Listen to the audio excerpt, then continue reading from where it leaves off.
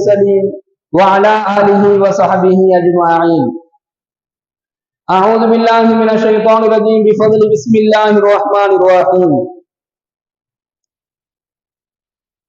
ربنا لا تؤاخذنا إن نسينا أو أخطأنا ربنا ولا تحمل علينا إصرا كما حملته على الذين من قبلنا ربنا ولا تحملنا ما لا طاقة لنا به واعف عنا واغفر لنا وارحمنا أنت مولانا فانصرنا على القوم الكافرين. கண்ணியமிக்க அல்லாஹ்வின் நல்லடியார்களே, சகோதரர்களே, இன்றிலிருந்து நாம் பார்க்கக்கூடிய துவா ரப்பனா லா துஆஹிதுனா என்று சொல்லக்கூடிய ஒரு சிறப்பு வாய்ந்த துவாவாகும். இந்த துவாவை அல்லாஹ் தஆலா கற்றுக் கொடுத்ததனுடைய காரணத்தை பற்றி நாம் வரலாறுகளில எடுத்து பார்க்கும் பொழுது, சஹாபாக்களுடைய கவலைகள், அதாவது இந்த வசனத்திற்கு முன்னாடி அல்லாஹ் ஒரு வசனத்தை இறக்கினான். என்ன வசனம் இறக்கினா அப்படின்னு சொன்னா, அல்லாஹ் கூறுகின்றான், உங்கள் மனதில் தோன்றும் எண்ணங்களுக்கும் அல்லாஹ் உங்களிடத்திலே கணக்கு கேட்பான் என்பதாக எச்சரித்து ஒரு வசனத்தை அல்லாஹ் இறக்கினான். இப்ப சஹாபாக்கள் என்ன செஞ்சுட்டாங்க அப்படின்னு சொன்னா, அவங்களுக்கு ரொம்ப மன ரீதியாக கவலை வந்துருச்சு. ஏன்னா மனதில் ஏற்படக்கூடிய எண்ணங்களுக்கெல்லாம் அல்லாஹ் கணக்கு கேட்பான் அப்படின்னு சொன்னா என்ன ஆகும் என்பதாக கவலை கொண்டவர்களாக நபிகள் நாயகம் ஸல்லல்லாஹு அலைஹி வஸல்லம் அன்னவர்களிடத்துல அந்த நபி தோழர்கள்லாம் வந்து அமர்ந்து சொல்றாங்க, அல்லாஹ்வுடைய தூதர், அல்லாஹ் இப்படி கூறுகின்றானே, அதன்படி செயல்பட எங்களுக்கு சக்தி இல்லையே என்பதாக கவலையோடு ஸல்லல்லாஹு அலைஹி வஸல்லம் அன்னவர்களிடத்துல இந்த சஹாபாக்கள்லாம் சொன்னாங்க, மனதில் தோன்றக்கூடிய எண்ணங்களுக்கெல்லாம் அல்லாஹ் கணக்கு கேட்பானா, அதன்படி செயல்படக்கூடிய சக்தி எங்களுக்கு இல்லையே அல்லாஹ்வுடைய தூதர் என்பதாக கவலையோடு வந்து சொன்னாங்க.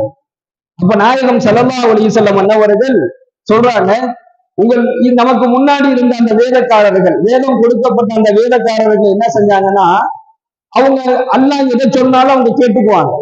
அல்லாஹ் எதை சொன்னாலும் அந்த வேதக்காரர்கள் கேட்டுக்குவாங்க, சரி சரின்னு கேட்டுக்குவாங்க. ஆனா அதற்கு அவங்க மாறு செய்வாங்க.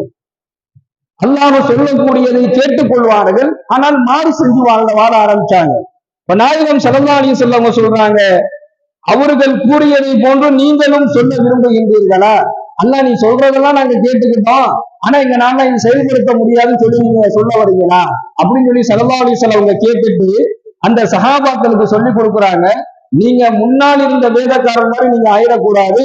மாறாக நீங்க என்ன செய்யணும்னா, இறைவா உன்னிடம் நாங்கள் மன்னிப்பு கேட்கின்றோம், இன்னும் உன்னிடமே எங்களுடைய மீளுதல் உள்ளது என்பதாக ஸல்லல்லாஹு அலைஹி வஸல்லம் அவர்கள் சொல்லிக் கொடுக்க நபித்தோழர்களும் அப்படியே நாயகம் ஸல்லல்லாஹு அலைஹி வஸல்லம் அவங்களை பின்தொடர்ந்து அவங்களும் இந்த துவாவை அப்படியே செய்யறாங்க.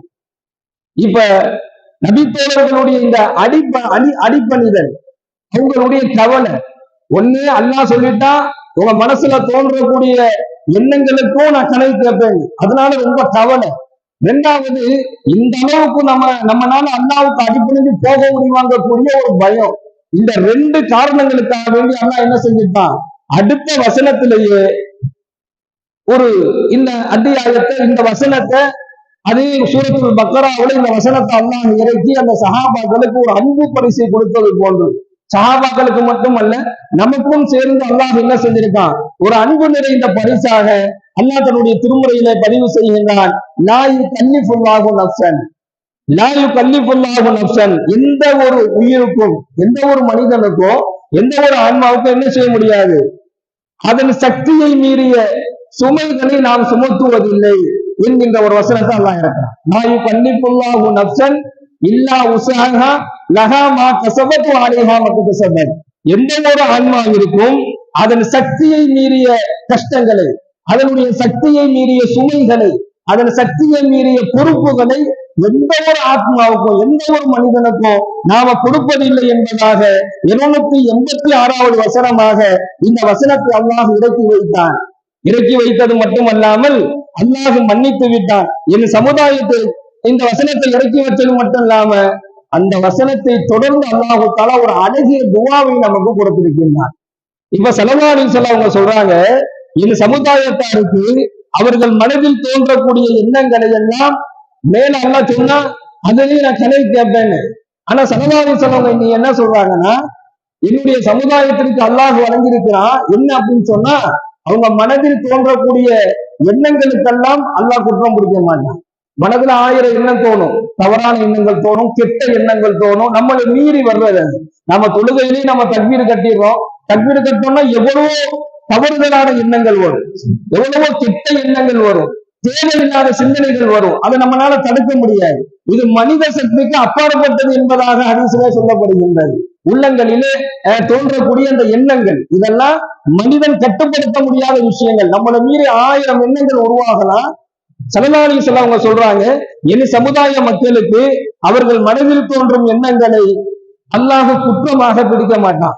எதுவரை அப்படின்னு சொன்னா, மனதில் தோன்றக்கூடிய அந்த எண்ணங்களை அவருடைய பேச்சின் வார்த்தையால் சொல்லாதவரை, அவருடைய செயல் வடிவத்தில் அவர் கொண்டு வராதவரை அல்லாஹ் என்ன செய்ய மாட்டான், குற்றம் பிடிக்க மாட்டான். ஆனா மனதில் தோன்றக்கூடிய அந்த கெட்ட எண்ணங்களை ஒருத்தர் வாயில சொல்றார், நான் இந்த மாதிரிலாம் செய்யலான் இருக்கேன், நான் இந்த மாதிரிலாம் பண்ணலான் இருக்கேன் என்பதாக வாய் வழியாக தன்னுடைய பேச்சினுடைய வார்த்தை வழியாக வெளிப்படுத்தினால் அல்லாஹ் அவரை குற்றம் பிடிப்பான். ஒண்ணு. ரெண்டாவது, அவர் செயல்படுத்தினார் அப்படின்னு சொன்னாலும் என்ன செஞ்சிருவான், அல்லாஹ் அவரை பிடிச்சிருவான் என்பதாக ஸல்லல்லாஹு அலைஹி வஸல்லம் அன்னவர்கள் இந்த ஆயத்து வந்ததுக்கு பின்னாடி அந்த சஹாபாக்களுக்கு இதை சொல்றாங்க.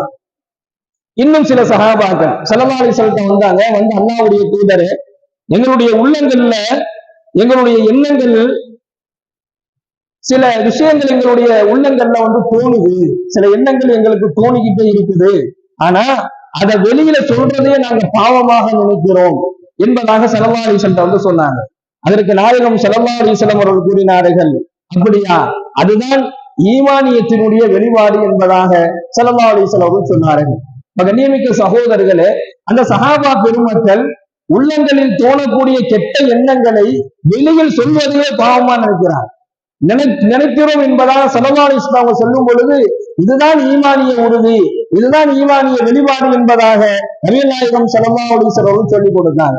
சஹாபாக்களுடைய இந்த கவலைக்கு பகரமாக, சஹாபாக்களுடைய இந்த அடிப்பணிதலுக்கு பகரமாக அல்லாஹு தஆலா தன்னுடைய திருக்குர்ஆனில, தன்னுடைய வேதத்துல ஒரு அழகான 2 அத்தியாயத்தை அல்லாஹ் நமக்கு கொடுத்திருக்கான். அதை பத்தி சொல்லும் பொழுது அதற்கு இப்னு அப்பாஸ் ரலியல்லாஹு அவர்கள் அறிவிக்கின்றார்கள், ஜிப்ரீல் அலைஹிஸ்ஸலாத்து வஸலாம் அன்னவர்கள் நபிகள் நாயகம் ஸல்லல்லாஹு அலைஹி வஸல்லம் வந்து சொன்னாங்களா, அல்லாஹ்வுடைய தூதரே, உங்களுக்கு கொடுக்கப்பட்டது மாதிரி எந்த நபிமார்களுக்கும் கொடுக்கப்படல, உங்களுடைய உம்மத்திற்கு அல்லாஹ் வழங்கிய இது போன்ற பரிசை எந்த கூட்டத்தாருக்கும் எந்த உம்மத்தாருக்கும் அல்லாஹ் கொடுக்கல, உங்களுக்கு 2 ஒளிகள் அல்லாஹ் கொடுத்திருக்கிறான், உங்களுக்கு 2 ஒளிகளை அல்லாஹ் கொடுத்திருக்கிறான், இது மாதிரி எந்த நபிக்கும் கொடுக்கல, எந்த சமுதாயத்துக்கும் கொடுக்கல என்பதாக சொல்லிவிட்டு ஹஜ்ரத் ஜிப்ரீல் அலைஹிஸ்ஸலாத்து வஸலாம் அன்னவர்கள் சொன்னார்கள், அதுல ஒரு வழி சூரத்துல் ஃபாத்திஹா, அதுல ஒரு ஒளி சூரத்துல் ஃபாத்திஹா, அதுல 2வது ஒளி சூரத்துல் பக்ராவினுடைய கடைசி 2 ஆயத்துகள், சூரத்துல் பக்ராவினுடைய கடைசி 2 வசனங்கள், இது 2வது ஒளி என்பதாக ஹஜ்ரத் ஜிப்ரீல் அலைஹிஸ்ஸலாத்து வஸலாம் அன்னவர்கள் ஸல்லல்லாஹு அலைஹி வஸல்லம் சொல்றாங்க. சொல்லிட்டு சொல்றாங்க, எவர் ஒருவர் சூரத்துல் பக்ராவினுடைய கடைசி 2 வசனங்களை ஓதுகின்றாரோ, கடைசி 2 ஆயத்துகளை ஓதுகின்றாரோ, அவர் ஓதக்கூடிய ஒவ்வொரு எழுத்துக்கும் அல்லாஹ் அவருக்கு பலன் வழங்குகின்றான், ஒவ்வொரு எழுத்துக்கும் அவருக்கு ஒரு பலன் கிடைக்கிறது என்பதாக நபிகள் நாயகம் ஸல்லல்லாஹு அலைஹி வஸல்லம் அன்னவர்கள் கூறி காண்பிக்கின்றார்கள். கண்ணியமிக்க அல்லாஹ்வின் நல்லடியார்களே, சகோதரர்களே, அது மட்டுமல்ல, இந்த சூரத்துல் பக்ராவினுடைய இந்த கடைசி 2 வசனங்கள் எங்கிருந்து இறங்குச்சு அப்படின்னு சொன்னா, அல்லாஹ்வினுடைய அரிசின் கீழ் இருக்கக்கூடிய கருவூலத்தில் இருந்து இந்த பக்ராவினுடைய கடைசி வசனங்கள் எனக்கு அளிக்கப்பட்டன என்பதாக ஹஜ்ரத் ஜிப்ரீல் அலைஹிஸ்ஸலாத்து வஸலாம் அன்னவர்கள் கூறியதாக நபிகள் நாயகம் ஸல்லல்லாஹு அலைஹி வஸல்லம் அவர்கள் சொல்லி காண்பிக்கின்றார்கள். அப்படிப்பட்ட ஒரு வசனத்துல இருக்கக்கூடிய துஆவை தான் தொடர்ந்து நாம இப்ப பார்க்க போறோம். இந்த வசனத்துல அல்லாஹ் என்ன சொல்றான் அப்படின்னு சொன்னா, 2 வசனங்களை அல்லாஹ் இவ்வளவு சிறப்பானதாக இறக்கி வச்சிருக்கிறான்.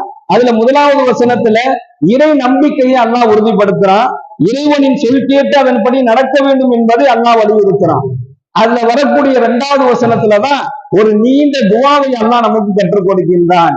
அந்த துஆவுல அல்லாஹ் என்ன நமக்கு கற்றுக் கொடுக்கிறான் அப்படின்னு சொன்னா, இறைவா, நாங்கள் தவறு செய்தாலோ, அல்லாஹ்வே சொல்றான், ரப்பனா லா துஆஹிதுனா இன் நஸீனா அவ் அக்தானா, இறைவா, நாங்கள் தவறு செய்தாலோ அல்லது நாங்கள் மறந்து நீ எனக்கு கொடுக்கப்பட்ட கடமைகளை தவற விட்டு விட்டாலோ, ஒன்று நாங்கள் தவறு செய்தாலோ அல்லது நீ எங்களுக்கு அளித்திருக்கக்கூடிய கடமைகளை மறந்து விட்டாலோ எங்களை நீ குற்றம் பிடித்து விடாது. இப்படி என்கிட்ட கேளுங்கன்னு அல்லாஹ் நமக்கு சொல்லி கொடுக்குறான். என்னை நீ என்ன செஞ்சிடாத, என்னை நீ குற்றம் பிடித்து விடாது. அடுத்து அல்லாஹ் சொல்றான், முந்தைய சமூக மக்களுக்கு சுமைகளை தண்டனைகளை வழங்கியது போல் இறைவா எங்களுக்கு நீ தண்டனைகளை வழங்கி விடாது. எங்களால் தாங்க முடியாத துன்பங்களையும் துயரங்களையும் எங்களுக்கு நீ அழித்து விடாது. எங்களை மன்னித்து அருள் புரிவாயாக. இந்த துவாவை இந்த வசனத்தின் மூலமாக அல்லாஹ் நமக்கு கற்றுக் கொடுக்கின்றான். இந்த சூரத்துல் பக்ராவினுடைய இந்த துவாவை, கடைசியில் வரக்கூடிய இந்த துவாவை எவர் ஒருவர் அதிகமாக ஓதி அல்லாஹ்ட்ட தௌபா செய்தாரோ, எவர் ஒருவர் அதிகமாக ஓதி அல்லாஹ்ட்ட தேவையை கேட்கிறாரோ அல்லாஹ் அவருக்கு உடனடியாக நிறைவேற்றி தருகிறான் என்பதாகவும் நம் நபிகள் நாயகம் ஸல்லல்லாஹு அலைஹி வஸல்லம் அவர்கள் சொல்லி காண்பிக்கின்றார்கள். அது மட்டுமல்ல, எனக்கு முன் எந்த நபிக்கும் எனக்கு முன்னால் எந்த நபிமார்களுக்கும் இது போன்ற ஒரு